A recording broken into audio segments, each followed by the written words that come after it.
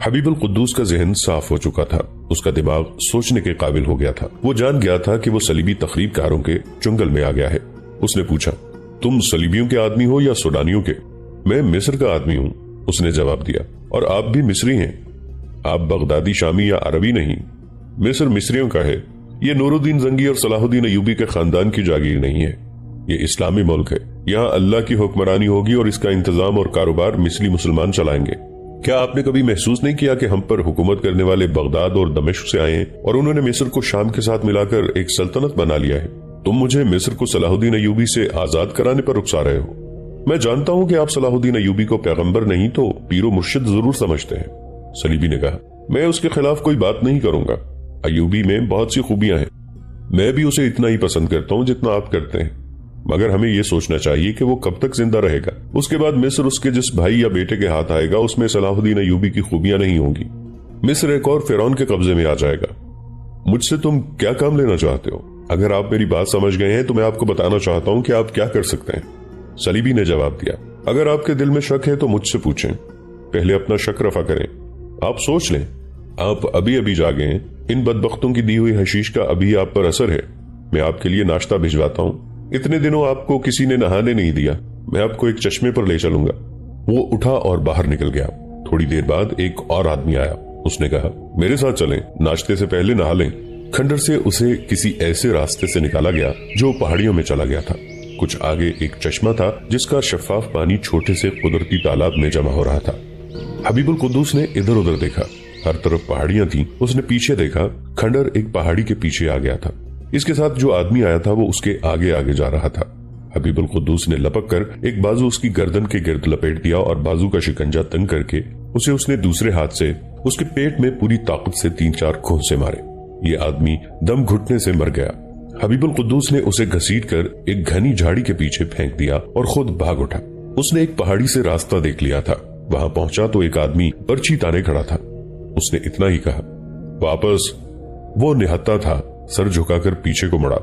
چند قدم ہی چلا ہوگا کہ صلیبی اس کے سامنے آن کھڑا ہوا۔ وہ مسکرا رہا تھا۔ میں آپ کو دانش مند سمجھتا ہوں، صلیبی نے کہا، آپ اس علاقے سے نکل نہیں سکتے، احمق نہ بنے، نہا لیں، میرے ساتھ آئیں۔ وہ جھیل سے نہا کر نکلا اور کپڑے پہنے۔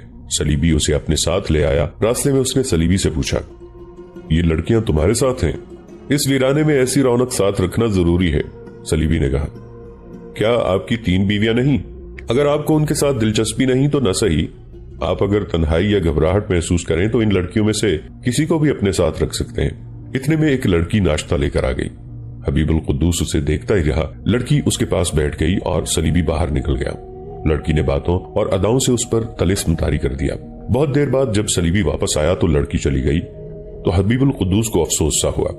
آپ آزاد مصر کے سالار اعلیٰ ہوں گے، صلیبی نے اسے کہا۔ آپ کے دستوں میں جو 3000 پیادے اور 2000 سوار ہیں وہ آپ کے مرید ہیں، آپ ان کی مدد سے مصر کی حکومت پر قبضہ کر سکتے ہیں۔ صلاح الدین ایوبی حملہ کرے گا تو کیا میں انہی دستوں سے مصر کو اس سے بچا لوں گا؟ سوڈانی مسلمان جو کبھی مصر کی فوج میں ہوا کرتے تھے ہمارے ساتھ ہوں گے، صلیبی نے کہا۔ صلاح الدین ایوبی کی فوج میں جو مصری ہیں ان تک ہم خبر پہنچائیں گے کہ یہ خانہ جنگی نہیں بلکہ مصر کو آزاد کرانے کے لیے لڑ رہے ہیں۔ آپ اپنے دستوں سے بغاوت کرائیں، آپ کو جنگی طاقت دینا ہمارا کام ہے۔ اس آدمی نے لمبی تفصیل سے اسے اپنا منصوبہ بتایا۔ حبیب القدوس اب انکار نہیں کر رہا تھا بلکہ یوں سوال کر رہا تھا جیسے وہ قائل ہو گیا ہو۔ میں واپس قاہرہ نہیں جاؤں گا تو بغاوت کیسے کراؤں گا؟ حبیب القدوس نے پوچھا۔ آپ واپس نہیں جائیں گے، صلیبی نے کہا، آپ یہیں سے اپنے قابل اعتماد ساتھیوں کو پیغام دیں گے، اس کا انتظام ہم کریں گے۔ آپ نے ہمارے قیمتی آدمی کو مار ڈالا ہے، ہم آپ کو قتل کر سکتے ہیں، ہمارے بازو اتنے لمبے ہیں کہ آپ کے خاندان کے بچے کو قتل کر سکتے ہیں۔ اگر آپ نے ہمیں دھوکہ دیا تو ہم ایسا کر کے دکھا بھی دیں گے، پھر مجھے یہاں لمبے عرصے کے لیے رکنا پڑے گا، حبیب القدوس نے کہا۔ کچھ عرصہ تو لگے گا، صلیبی نے جواب دیا۔ میری ایک ضرورت پوری کر دو، حبیب القدوس نے کہا۔ تم نے مجھے 2 لڑکیاں پیش کی ہیں، میں گناہ سے بچنا چاہتا ہوں۔ ایسا بھی ہو سکتا ہے کہ میں اتنی حسین لڑکی میں الجھ کر اپنا اصل مقصد بھول جاؤں۔ اس کی بجائے یہ انتظام کر دو کہ میری سب سے چھوٹی بیوی کو، جس کا نام زہرا ہے، یہاں لے آؤ، اسے میں پیغام رسانی کے لیے بھی استعمال کر سکوں گا۔ اسے اغوا کرنا پڑے گا، صلیبی نے کہا۔ اگر اسے ہم یہ کہیں گے کہ آپ بلا رہے ہیں تو وہ ہم پر اعتبار نہیں کرے گی، وہ ہمیں پکڑوا بھی سکتی ہے، हम आपको इसका जो नेबल बदल दे रहे हैं आप उसे कबूल कर लें और पैगाम रसानी के लिए अपने किसी आदमी का अता पता दे दें, फिर मुझ पर एतमाद करो। हबीबुल कुद्दूस ने कहा, मुझे काहिरा पहुंचा दो, मैं 1 माह के अंदर बगावत कर दूंगा। ये नहीं हो सकता, सलीबी ने कहा। मोहतरम, हम जो कुछ कर रहे हैं वो मिस्र के मफाद में है और इसमें आपका भी फायदा है। मैं या मेरी तंजीम का कोई भी फर्द मिस्र का हुक्मरान बनने का ख्वाब नहीं देख रहा। आप समझने की कोशिश करें। मैं समझ गया हूँ, हबीबुल कुद्दूस ने कहा, और मैं सोच समझ कर बात कर रहा हूँ। मेरी बीवी ज़हरा तक मेरा पैगाम पहुंचाओ कि मेरे पास आ जाए। जो काम वो कर सकती है वो कोई और नहीं कर सकता। उसके आने के बाद देखूंगा कि इस मंसूबे को किस तरह कामयाब बनाया जा सकता है। वो एक भिखारन थी जिसने ज़हरा को रास्ते में रोक लिया था। वो 2-3 दिनों से देख रही थी कि ज़हरा हबीबुल कुद्दूस के घर से हर रोज बाद दोपहर अपने माँ बाप के घर जाती है। भिखारन ने उसके आगे हाथ फैलाकर कहा, नायब सालार हबीबुल कुद्दूस ने आपको बुलाया है। ये उनके हाथ की तहरीर है। ज़हरा ने कागज हाथ में लेकर तहरीर पढ़ी। ये उसके खाविंद के हाथ की थी। भिखारन ने कहा, वो जहां कहीं भी हैं खुद गए हैं। इतने बड़े आदमी को कोई उठाकर नहीं ले जा सकता। वो सिर्फ आपको चाहते हैं और कहते हैं कि ज़हरा के बगैर मैं जिंदा नहीं रह सकता। और मैं आपको ये भी बता दूं कि आपने मुझे पकड़वाने की कोशिश की या कोतवाल को इत्तला दी तो दोनों को कत्ल कर दिया जाएगा। हबीबुल कुद्दूस के पास आपका जाना जरूरी है। मैं तुम पर किस तरह एतबार कर लूं? ज़हरा ने पूछा। मैं भिखारन नहीं, औरत ने जवाब दिया। ये मेरा बहरूप है। मैं भी आपकी तरह शहजादी हूँ। हमारा मकसद नेक और मुकद्दस है। आप दिल में कोई वहम न रखें। उस औरत ने और भी बहुत सी बातें की जिनसे ज़हरा मुतासिर हो गई। उसने उस औरत के कहने के मुताबिक रात को एक जगह चोरी छुपे पहुंचने का वादा कर दिया। उसने इस डर से किसी से जिक्र न किया कि इस औरत ने कहा था कि इसकी और इसके खाविंद की जिंदगी और मौत और मिस्र की आजादी और गुलामी का सवाल था। उसे रात मुकर्रर की हुई जगह ज्यादा इंतजार न करना पड़ा। 2 आदमी जिन्हें वो अंधेरे की वजह से पहचान न सकी उस भिखारन के साथ आए। भिखारन को उसने आवाज देकर पहचाना, मगर वो अब भिखारियों के बहरूप में नहीं थी। वो कोई जवान और खूबसूरत औरत थी। उसने ज़हरा से कहा, अल्लाह के भरोसे पर इनके साथ चली जाओ, दिल में कोई डर न रखना। उसे एक घोड़े पर बिठाया। वो दोनों भी घोड़े पर सवार हुए और ज़हरा एक ऐसे सफर पर रवाना हो गई जिसकी मंजिल का उसे इल्म न था। औरत वहीं खड़ी रही। शहर से दूर जाकर सवारों ने ज़हरा से कहा कि उसकी आंखों की पट्टी बांधना जरूरी है। ज़हरा उनमें अकेली थी, मुजाहिमत नहीं कर सकती थी। उसकी आंखों पर पट्टी बांध दी गई। 2 रोज बाद पता चला कि नायब सालार हबीबुल कुद्दूस की छोटी बीवी भी लापता हो गई है। सुराग रसानों ने इब्तदाई तफ्तीश की तो वो मानने को तैयार न हुए कि उसे अगवा किया गया है। हबीबुल कुद्दूस के मुतालिक हर कोई जानता था कि वो सलीबियों या सुडानियों के पास चला गया है। अब लोग ये भी कहने लगे कि उसकी बीवी भी उसके पास चली गई है। किसी को मालूम न हो सका कि वो किस वक्त और किस तरह गई है। इस वक्त तक वो हबीबुल कुद्दूस के पास पहुंच चुकी थी। उसकी आंखें उस कमरे में खोली गई थीं जहां उसका खाविंद उसके सामने खड़ा था। वो पूरी रात और अगला आधा दिन सफर में रही थी। रास्ते में उसे खाने पिलाने के दौरान आंखों से पट्टी खोली गई थी और उसे साथ ले जाने वाले आदमियों ने उसके साथ कोई बिला जरूरत या ऐसी वैसी बात नहीं की थी। उसे उन्होंने ये यकीन बार बार दिलाया था कि उसे डरना नहीं चाहिए। हबीबुल कुद्दूस को देखकर उसकी जान में जान आई। उसके साथ सलीबी भी था। हबीबुल कुद्दूस ने ज़हरा से कहा, ये हमारा दोस्त है और अपने आप को यहाँ कैदी न समझना। तुम बहुत थकी हुई हो, आज रात आराम कर लो। कल सुबह तुम्हें बताएंगे कि हम क्या करने वाले हैं। तुम अक्सर कहा करती हो कि तुम मर्दों की तरह जिहाद में शरीक होना चाहती हो। मेरे इसी दोस्त ने तुम्हारे लिए बड़ा अच्छा मौका पैदा कर दिया है। सलीबी उन्हें अकेला छोड़कर बाहर निकल गया। ज़हरा अभी नौजवानी की उम्र में थी और उसके हुस्न में खासी कशिश थी। जिस्म छरेरा और तबीयत में कुछ शोखी भी थी। शाम से जरा पहले वो 2 लड़कियां उसके कमरे में आईं और ज़हरा को बेतकल्लुफ सहेलियों की तरह अपने साथ ले गईं। ये था तो हैबतनाक खंडर, लेकिन लड़कियां जहां रहती थीं वो कमरा सजा हुआ और वहां रंगीन फानूस थे। इस कमरे में खंडर का गुमान नहीं होता था।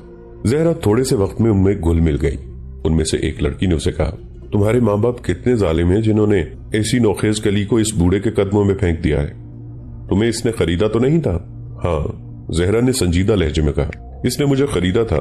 मैं भाग कर कहीं जा भी तो नहीं सकती थी। अगर कोई पनाह मिल जाए तो भाग जाओगी?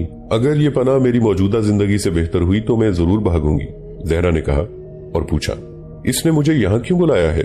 तुम कौन लोग हो? क्या ये मुझे बेच रहा है?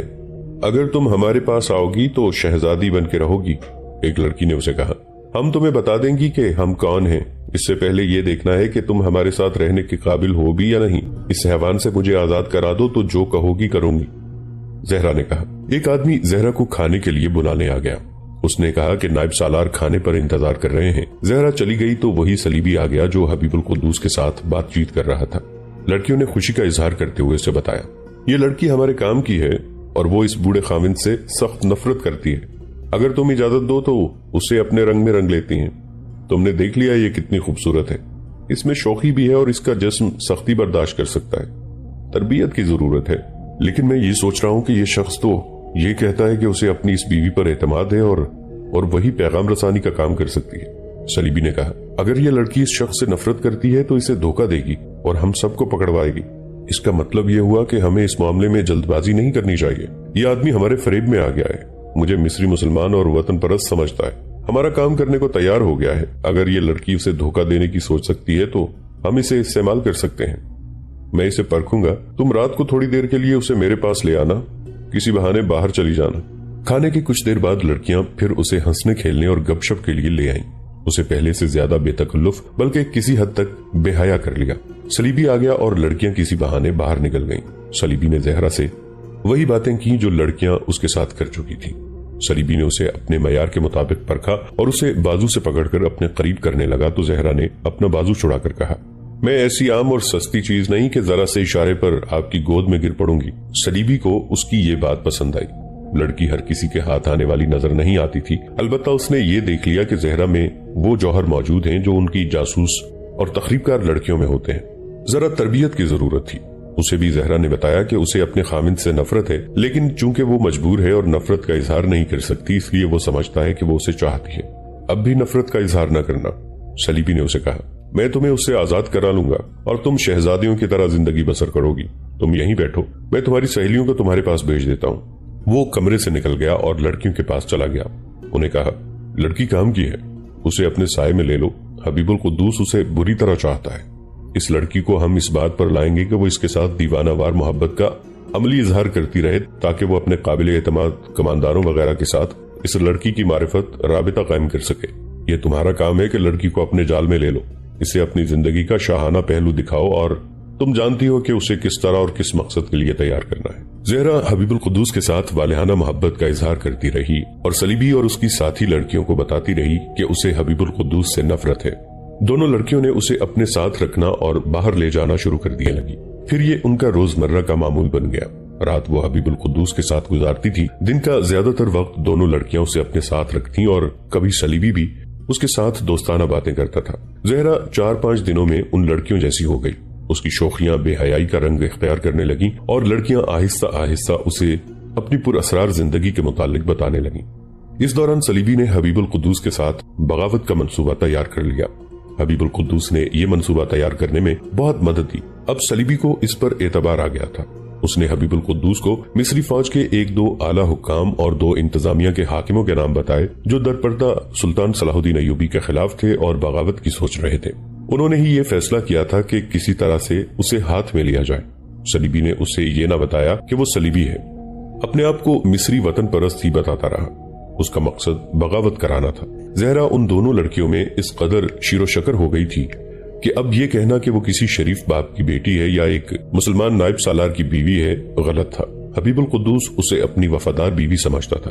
ایک روز اس نے لڑکیوں سے کہا کہ وہ اس کھنڈر سے اور پہاڑیوں میں گھری ہوئی دنیا سے تنگ آ گئی ہے۔ لڑکیوں نے اسے کہا کہ وہ اسے پہاڑوں سے پرے کی دنیا دکھا لائیں گی۔ چنانچہ وہ اسے ایک پہاڑی راستے سے گزارتی ایک جھیل کے کنارے لے گئیں اور اس کے کنارے کنارے جب وہ اور آگے گئی تو اسے دریائے نیل نظر آ گیا۔